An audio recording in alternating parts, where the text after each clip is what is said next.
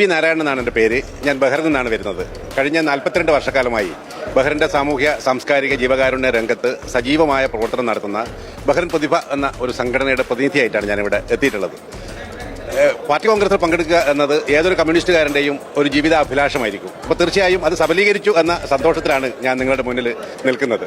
കഴിഞ്ഞ 42 വർഷക്കാലത്തെ എൻ്റെ ബഹ്റിൻ ജീവിതത്തിൽ ഒട്ടേറെ ആളുകളെ സഹായിക്കുന്നതിന്, പാവപ്പെട്ട മനുഷ്യരെ സഹായിക്കുന്നതിന് വേണ്ടി ഞങ്ങളുടെ സംഘടനയ്ക്ക് സാധിച്ചിട്ടുണ്ട്.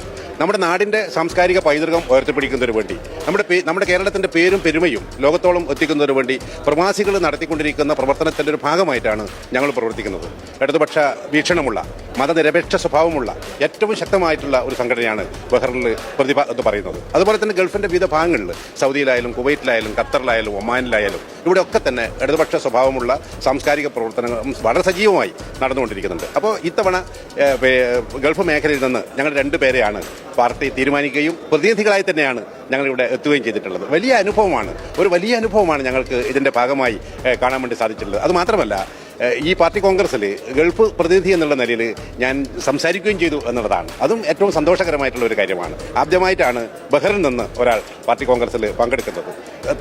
22ാം പാർട്ടി കോൺഗ്രസ്സിൽ ഒമാനിൽ നിന്നൊരു സഖാവ് വന്നു, 23ാം പാർട്ടി കോൺഗ്രസ്സിൽ കുവൈറ്റിൽ നിന്ന് വന്നു, 24ാം പാർട്ടി കോൺഗ്രസ്സിൽ ഞങ്ങൾ 2 പേര് വന്നു. അപ്പോൾ തീർച്ചയായും ഗൾഫ് മേഖലയിൽ നിന്ന് ഇനിയും ആളുകൾ നമ്മുടെ ഭാവി പാർട്ടി കോൺഗ്രസ്സിലേക്ക് എത്തിച്ചേരുമെന്ന് തന്നെയാണ് ഞങ്ങൾ പ്രതീക്ഷിക്കുന്നത്. പക്ഷേ എനിക്ക് തോന്നുന്നത് വളരെ ശക്തമായ, വളരെ സക്രിയമായ പ്രവർത്തനത്തിനുള്ള ഒരു അംഗീകാരമാണ് യഥാർത്ഥത്തിൽ ഞങ്ങൾക്ക് ലഭിച്ചിട്ടുള്ളത്.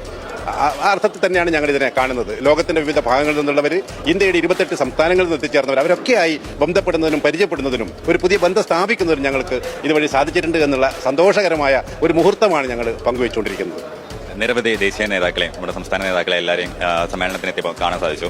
അപ്പോൾ ഇവിടുത്തെ ഈ പ്രവർത്തനങ്ങളും ഒക്കെ നൽകുന്ന ഒരു ആവേശം, മധുരയിലെത്തുമ്പോൾ ലഭിക്കുന്ന ഒരു ആവേശം, അത് എങ്ങനെയാണ് ഗൾഫിലോട്ട് എത്തുമ്പോൾ ആ ആവേശം ഇങ്ങനെ കൂടുതൽ എന്തെല്ലാം പ്രവർത്തനങ്ങളിലേക്ക് നയിക്കണം? തീർച്ചയായും കീഴ്വൺമണി എന്ന് പറയുന്ന ഒരു നാടിൻ്റെ ഒരു വലിയ ഒരു വിഷയം നമ്മുടെ മുന്നിൽ. എൻ്റെയൊക്കെ ചെറുപ്പത്തിൽ കീഴ്വൺമണി എന്നിലൊക്കെ വലിയ ആവേശവും ഇതൊക്കെ ഉണ്ടാക്കിയിട്ടുള്ള ഒരു നാടാണ്. അവിടെ നിന്ന് 200 കിലോമീറ്റർ ദൂരെയാണ് ഇപ്പോൾ നമ്മുടെ സമ്മേളനം നടക്കുന്നത്. ഇവിടെ എത്തിച്ചേർന്നപ്പോൾ ദേശീയ നിലവാരത്തിൽ പ്രവർത്തിക്കുന്ന ഒട്ടനവധി ആളുകളെ കണ്ടു.